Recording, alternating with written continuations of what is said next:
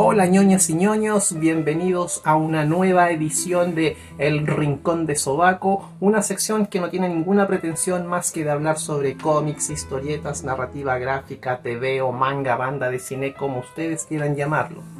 En el capítulo de hoy vamos a salirnos un poco de la categoría de cómic y nos vamos a enfocar en lo que es la aparición de este álbum llamado Monster en mi bolsillo, que fue un álbum publicado en el año 1995 por la empresa Salo, una empresa chilena que estaba en el cúspide del éxito en esa época, porque ellos prácticamente concentraban el mercado de los álbumes, prácticamente no tenían competencia. La única empresa que sacaba álbumes en esa época era Panini, pero Panini era una empresa, digamos, extranjera y que ocasionalmente sacaba álbumes, uno al año, uno o dos máximo, pero Salo ya era la empresa que concentraba, digamos, la totalidad del mercado de los álbumes y que en su momento cimentó este éxito por medio de la aparición de álbumes que hoy en día son considerados unas verdaderas obras de culto, como por ejemplo el álbum de Robotech,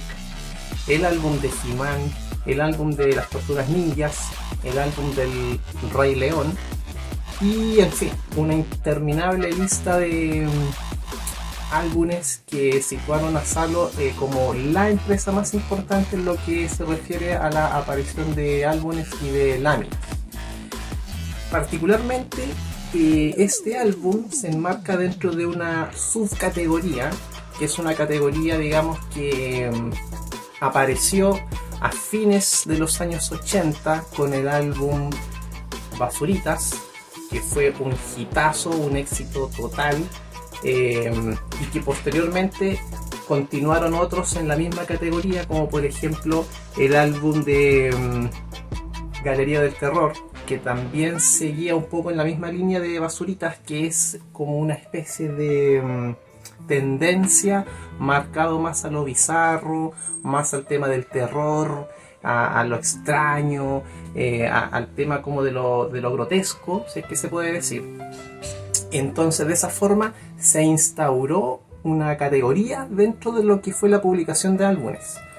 Y el último gran álbum, digamos, en la categoría como de bizarro, de grotesco, correspondió a este álbum, Monster en mi bolsillo, que en ese momento también fue acompañado, como corresponde, como tiene que ser, de una campaña por parte de algunos padres que no estaban de acuerdo con la publicación de este material porque consideraban que fomentaban un poco el terror y fomentaban, digamos, malos valores en los niños. Así que a continuación vamos a entrar a analizar lo que es este álbum y vamos a ver cómo nació, de dónde vino esta franquicia y en qué terminó este álbum. Así que vamos a la cuenta de 3.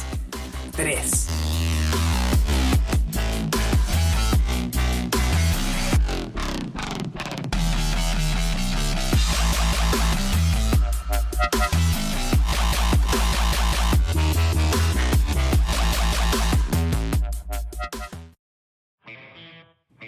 Monster en mi bolsillo fue un álbum publicado en Chile en el año 1995 basado en la franquicia creada por Morrison Entertainment Group, dirigido por Joy Morrison y John Wims, dos ex ejecutivos que renunciaron a Mattel para crear su propia empresa.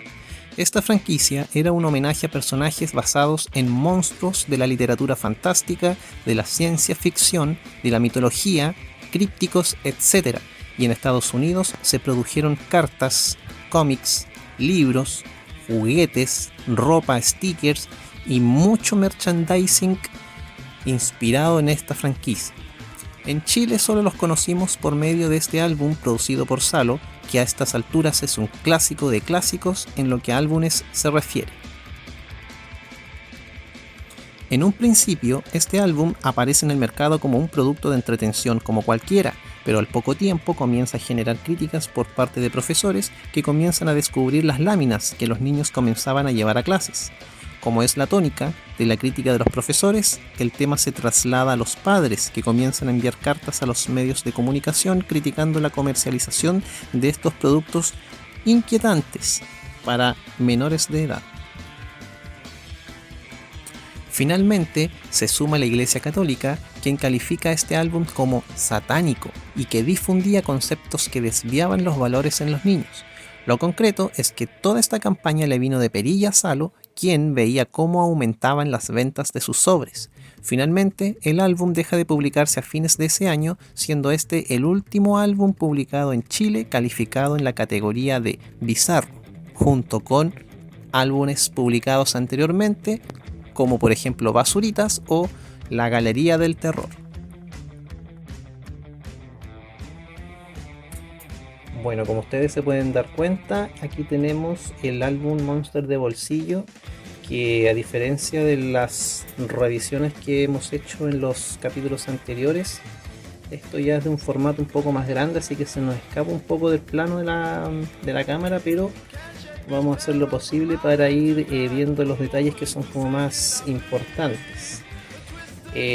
Bueno, este Monster de bolsillo en realidad corresponde a una franquicia que se creó en Estados Unidos que se llama Monster in My Pocket, y como ustedes pueden ver es un álbum que toma la mitología de varios personajes del género de terror y también de la mitología, algunos también más crípticos, pero la idea es fusionar todos esos universos para generar un solo estilo que está enfocado en lo que es el género del monstruo.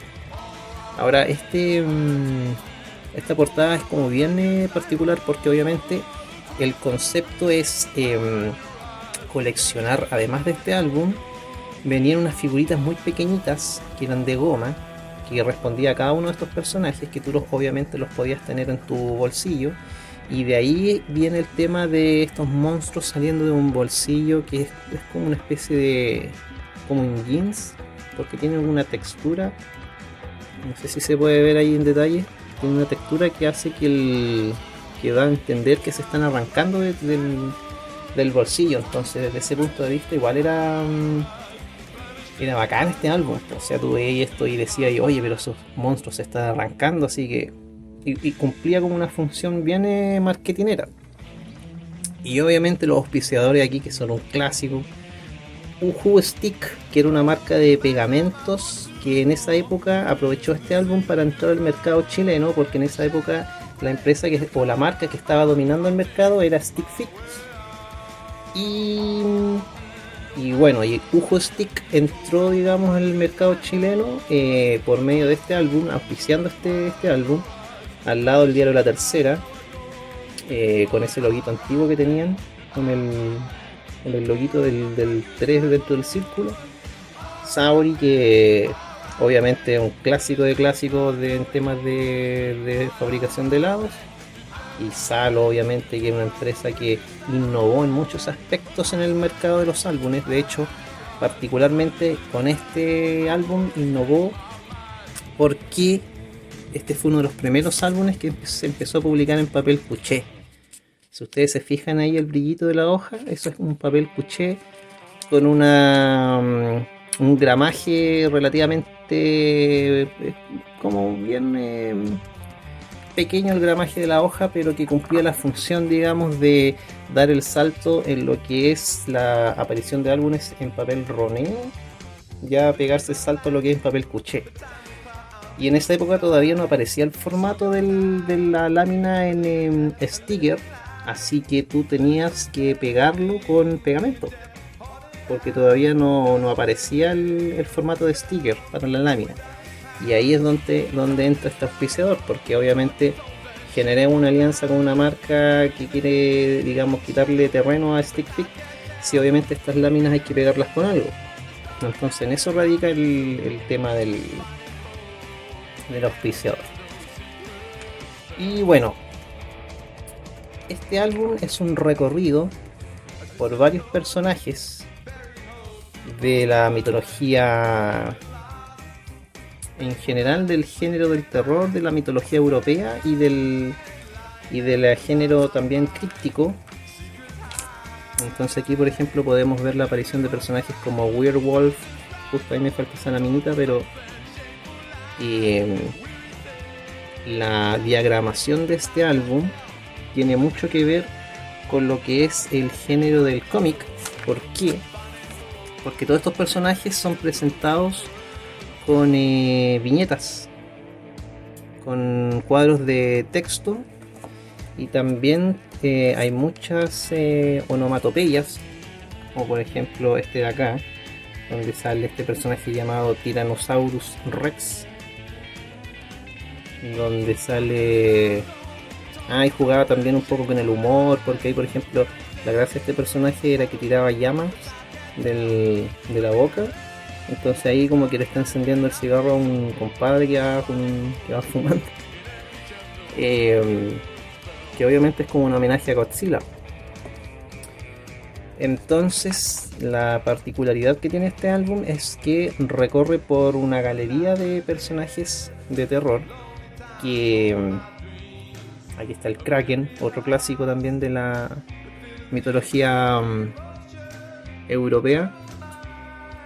Y obviamente este tipo de álbum generó muchas ronchas en la comunidad de los profesores de esa época, en los apoderados, incluso hasta la iglesia en su momento también emitió un comunicado diciendo que este álbum tenía ciertas tendencias hacia el satanismo. Entonces llamaba a boicotear este álbum para que la gente no comprara las láminas. Bueno, este personaje obviamente corresponde al monster de Frankenstein. Y la característica es que la lámina que servía de presentación correspondía más a una ilustración, y las láminas que iban relatando la historia ya correspondían a dibujos. Derechamente eran dibujos, digamos, un poco más caricaturescos. No tanto así como la lámina de presentación, que ya era una ilustración propiamente tal. Y lo otro es que como en Estados Unidos también salieron juegos de rol basados en esta franquicia. Acá en Chile todavía no se conocía o no estaba muy masivo lo que es el género de los juegos de rol. Entonces introducir un producto así de forma tan brusca obviamente iba a ser un fracaso. Entonces trataron de adecuar un poco el formato del juego de rol a lo que era la cultura acá en Chile. Entonces, si ustedes se fijan, aquí por ejemplo hay como unos bolsillitos, unos dibujos que emulan bolsillos que tienen unos números. Entonces eso ya correspondía como entre comillas, como el juego de rol, porque la idea era que tú tenías que jugar con un contrincante y tenías que tirar el dado. Entonces con el dado tú ibas avanzando, y en cada ciertos espacios aparecían algunas preguntas que, si no eran bien contestadas, tú te quedabas en ese lugar o retrocedías, y obviamente tu contrincante avanzaba y vencía el que llegaba a la meta, al final. Entonces obviamente, más que un juego de rol, eso ya es como un juego de tablas, digamos, pero acorde a la realidad, digamos, de esa época. Estamos hablando de 1995. Y esto ya es una especie de galería donde tú tenías que ir pegando todos los personajes, y la idea era que con 2 sobres vacíos y con 120 pesos de la época te podías llevar uno de estos personajes, pero físicamente, en goma. Eran como unas figuritas de goma chiquititos, que obviamente tú lo podías coleccionar y podías tener la galería completa. Y obviamente este fue un álbum que sirvió para introducirnos al mundo del género del terror, para conocer muchos personajes que en esa época eran desconocidos. Y desde ese punto de vista yo creo que este álbum fue un aporte. Fue un aporte importante, porque así tú generabas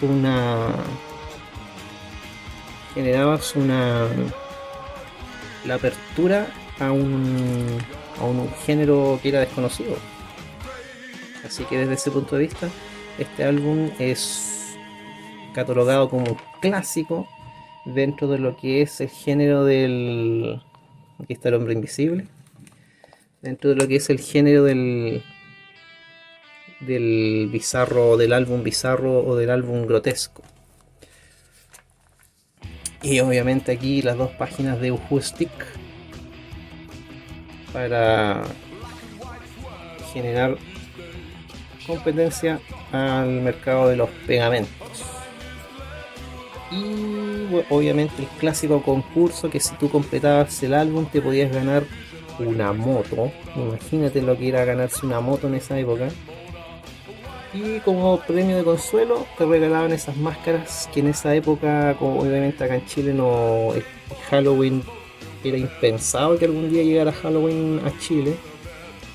Y como hoy en día ya el Halloween es como más, está más normalizado, la gente sale con máscaras y se pinta, se disfraza, etc. Pero en esa época, en 1995, era súper raro que la gente anduviera con estas máscaras. Entonces, claro, sorteaban todos los días estas máscaras. Por ejemplo, esa es como del tío Lucas, de los Locos Adams. Y ahí hay uno barbón, sejudo, que se parece a más de alguno que conozco por ahí. Y eso.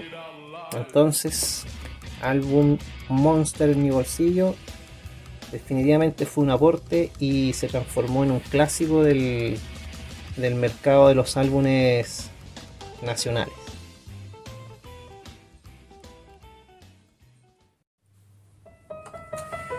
Y a modo de cierre podemos decir que a pesar de que este álbum no cumple con los estándares, digamos, de franquicia populares que a lo mejor uno podría esperar en esa época, la gracia que tiene este álbum es que apareció de la nada, o sea, tuvo que trabajar una franquicia desde cero.